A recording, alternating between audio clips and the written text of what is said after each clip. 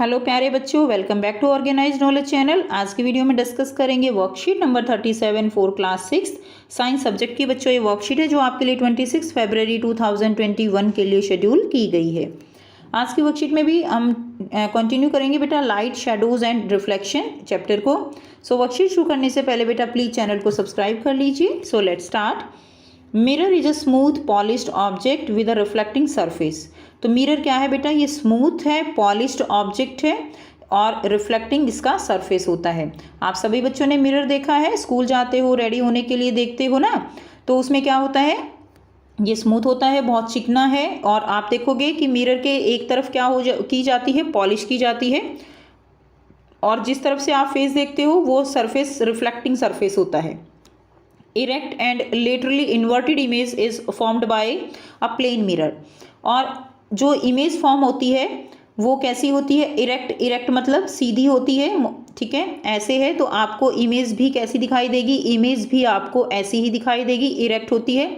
Laterally inverted. Laterally inverted क्या होता है कि अगर आप अपना राइट जो है, आपका जो राइट पोर्शन है वो आपको लेफ्ट में दिखाई देगा। कोई भी ऑब्जेक्ट का राइट लेफ्ट दिखाई देता है और लेफ्ट जो है वो राइट दिखाई देता है, तो इसको हम क्या कहते हैं? इसको हम लेटरली इन्वर्टेड फिनोमिना कहते हैं, लेटरल इन्वर्जन इसको हम कहते हैं। ओके, आप इसके लिए प्रैक्टिकल भी कर सकते हो। मिरर के सामने अगर आप अपना राइट हैंड उठाओगे तो आपको दिखाई देगा कि जैसे मानो लेफ्ट आप उठा रहे हो, और लेफ्ट उठाते हो तो आपको दिखाई देगा मानो आप राइट उठा रहे हो। इसको हम लेटरली इन्वर्टेड कहते हैं। So the mirror it form erect and laterally inverted image, ठीक है। The size of the image formed by a plane mirror is same as that of the object. तो जितना ऑब्जेक्ट जो है आप लेते हो उतना ही साइज की क्या बनती है, उतने ही साइज की इमेज बनती है। The colour of the image formed by a plane mirror is same as that of the object. Now question first दिया गया है, name the place where you have seen mirror and write their uses. आपको उन places का नाम बताना है जहाँ पर हम मिरर को देखते हैं और उनके जो है हम कहाँ उनको यूज़ करते हैं। तो बेटा आप खुद से भी लिख सकते हो और यहाँ से आप इसका आंसर करेंगे। देखिए, we see mirror to see our face, ठीक है, we use mirror to see our face. Second है car, wing mirror to view vehicles at behind and side. तो जो कार में हम यूज़ करते हैं ना, साइड मिरर होता है, पीछे हम देखते हैं गाड़ियों को, वहाँ पे यूज़ करते हैं। थर्ड जो है यूज़ लिखोगे in microscope as reflecting plates. Microscope में भी हम यूज़ करते हैं इसको। सो यहाँ से आप इसका आंसर लिख लेंगे। क्वेश्चन नंबर फर्स्ट का आंसर हो जाएगा ये आपका, ठीक है। नेक्स्ट देखिए, सेकंड करेंगे। सेकंड क्वेश्चन है, उससे पहले रिफ्लेक्शन करेंगे। When a ray of light falls on a shiny and smooth surface the whole of the light is sent back in the direction from where it comes. This process is called reflection.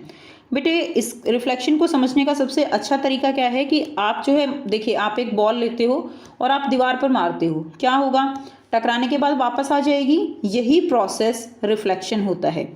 इसी तरह क्या होता है कि when ए रे of light fall on A shiny smooth surface, रे of light जब एक शाइनी स्मूथ सरफेस के ऊपर पड़ती है तो क्या है कि ये टकराती है और जिस डायरेक्शन से आई थी उसी डायरेक्शन में वापस चली जाती है। Okay, and this process is known as reflection. ये प्रोसेस क्या है? This is known as reflection. So अब हम करेंगे question number 2। Why do we need a shiny surface for reflection. हमें जो है रिफ्लेक्शन के लिए शाइनी सरफेस क्यों होना चाहिए? अगर सरफेस शाइनी नहीं होगा तो आपकी जो इमेज है वो ब्राइट नहीं बनेगी, अच्छी नहीं बनेगी, ठीक है। जैसे कि अगर आपका मिरर जो है वो ख़राब हो रखा है, वो रफ हो रखा है, तो आपकी अच्छी इमेज नहीं बनती। लेकिन बिल्कुल नया मिरर होता है तो इमेज बहुत अच्छी बनती है क्योंकि रिफ्लेक्शन ऑफ लाइट अच्छा होगा। तो इसलिए हमें शाइनी सरफेस रिफ्लेक्शन के लिए क्यों चाहिए? आंसर करेंगे, we need a shiny surface for reflection because the shiny surface of the plane mirror gives us the maximum reflection of light. So shiny surface हमें मैक्सिमम रिफ्लेक्शन देगा light की, and this help in forming a bright image. और ये किस में जो है form हो, ये जो है एक ब्राइट इमेज फॉर्म करता है। जितना अच्छा रिफ्लेक्टिंग सरफेस होगा उतनी ही अच्छी ब्राइट इमेज हमारी बनती है, ठीक है। तो यहाँ से आप क्वेश्चन नंबर 2 का आंसर लिख लेंगे। ये आपका क्वेश्चन नंबर 2 का आंसर हो जाएगा। नाउ क्वेश्चन नंबर 3 करेंगे। रिडल दिया गया है, I can only live where there is light, मैं वहीं पर रह सकती हूँ जहाँ लाइट है, but I die as soon as light fall on me, लेकिन जैसे ही मेरे ऊपर लाइट पड़ती है आई गेट डाई, मैं मर जाती हूँ, व्हाट एम आई, मुझे बताइए मैं कौन हूँ।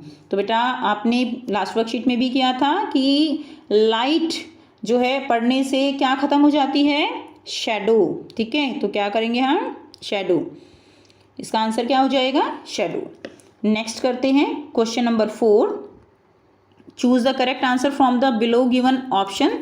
लाइट ट्रेवल्स इन, लाइट कैसे ट्रेवल करती है, जिगजैग लाइन में, स्ट्रेट लाइन में या कर्व लाइन में, so light always travel in a straight line, B जो है इसका सही आंसर रहेगा।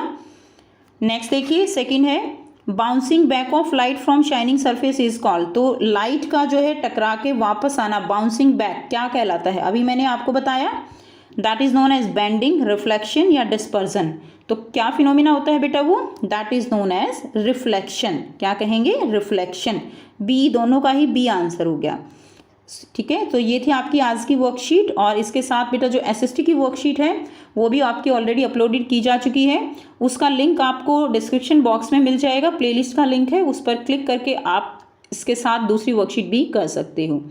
सो वीडियो अच्छी लगी तो बेटा लाइक कीजिए, शेयर कीजिए और चैनल को सब्सक्राइब कीजिए। Thanks for watching students, have a nice day.